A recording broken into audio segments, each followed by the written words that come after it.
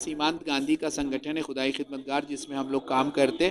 और इस समय हम सब जानते हैं कि सबसे ज़्यादा ज़रूरत हमारे देश में सद्भावना के काम करने की है, लोगों को आपस में जोड़ने की है।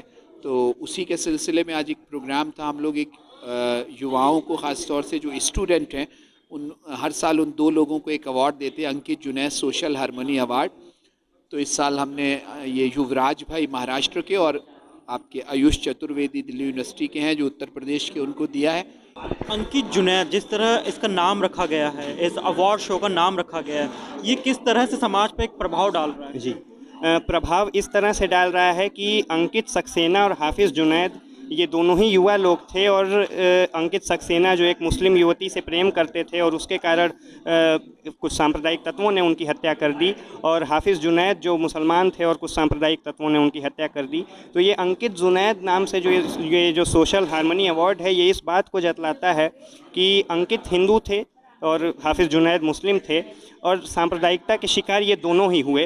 तो इसका जो साफ महत्व है ये बताता है कि सांप्रदायिकता हिंदू और मुस्लिम दोनों के ही खिलाफ है। ये अंकित की भी हत्या कर सकती है, ये जुनैद की भी हत्या कर सकती है।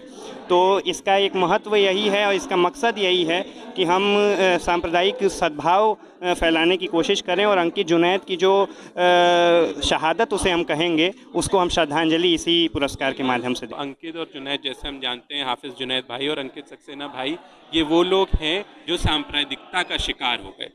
और ये संगठन देश में सांप्रदायिकता के खिलाफ एक स्नेह और सद्भाव के मुद्दों को लेकर तमाम साइकिल यात्राएं, पद यात्राएं करता है और लोगों को जागरूक करने का काम करता है कि हम आपस में प्रेम के साथ इस देश में रहें। अवार्ड तो अनेक अनेक तरीके से होते हैं, लेकिन जो युवा साथी सांप्रदायिकता का शिकार बने हैं और ये आगे न हो, समाज में कोई भी सांप्रदायिकता का शिकार न हो, कोई भी उसके तले नुकसानदेह न हो, और ना ही सांप्रदायिकता की वजह से दंगे हो या विध्वंस हो, तो शांतिपूर्ण समाज के लिए ऐसे दो युवा जो गए हैं उनकी याद में ये पुरस्कार दिया जाता है, सम्मानित किया जाता है। अच्छाई है या जो धार्मिक सद्भावना है, वो नफरत जितनी भी हो, छोटी सी भी हमारी अच्छाई उन पे बहुत भारी पड़ जाती। तो ये कटुता न हो, एक दूसरे के प्रति इंसानियत हो, मानवता का भाव हो, सामाजिक सद्भाव हो, तो हम सारे संस्कृति को, सारे कल्चर को अपनाते हुए भी एक दूसरे के संस्कृति, संस्कार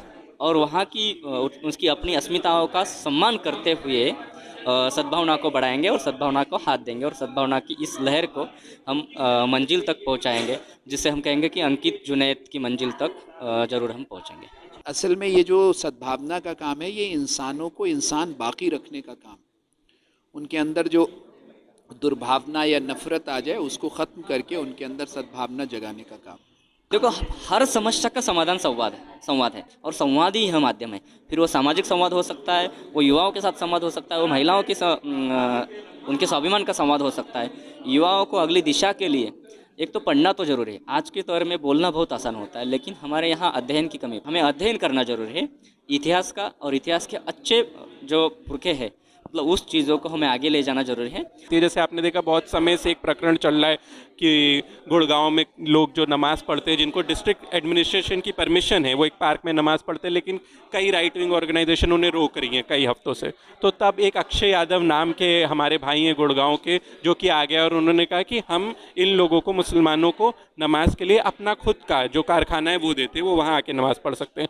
तो कहीं ना कहीं अक्षय यादव जी ने पूरा हेट का नैरेटिव तोड़ दिया।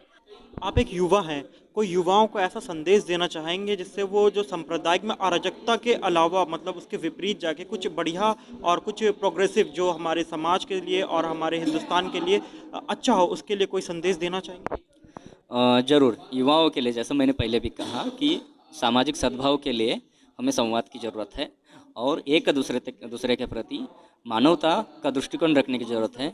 अगर कभी झगड़ा भी होता है तो उससे संवाद करो, कटुता ना पैदा करो। किसी भी धर्म में, किसी भी जाति में ये लिखा नहीं है कहीं भी, और इतिहास में भी हम देखें कि एक दूसरे के प्रति हम रहे हैं। तो भविष्य के लिए और युवाओं के लिए यही कहूँगा कि हमारे दोस्तों के साथ भी, चाहे किसी भी जाति धर्म का हो, उनके साथ भी हम संवाद करते रहे। और हम एक तो कम से कम ये बात कर सकते हैं कि अगर मैं युवा हूँ और मैं युवराज हूँ, तो मेरे लाइफ में हर जाति और हर धर्म का कम से कम एक तो दोस्त हो, चाहे वो महिला हो चाहे वो पुरुष हो।